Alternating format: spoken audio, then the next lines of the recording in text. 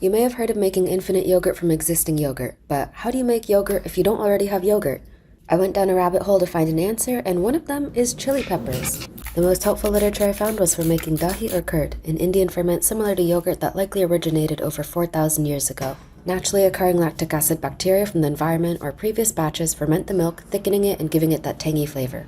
Legally, this isn't yogurt since I have no way of verifying the types of lactic acid bacteria, and the US requires Streptococcus thermophilus and Lactobacillus agaricus to be considered yogurt. This is a type of wild ferment, which doesn't use specific lab-cultured strains, so it carries more risk and variance. The method is simple. I pasteurize the milk to above 180 degrees, let it cool to 105 degrees, then add in washed chili stems. You don't want to cook the stems together because it'll kill the lactic acid bacteria on their surface. I also made a batch with existing commercial yogurt for comparison. It's okay to seal the jars since the bacteria are anaerobic, meaning they don't need oxygen. From here, I let both of these ferment for 12 hours at 105 degrees Fahrenheit. The commercial yogurt sets up fairly firm with the smooth texture. In contrast, the chili starter was looking a little separated with a much looser set and bubbling.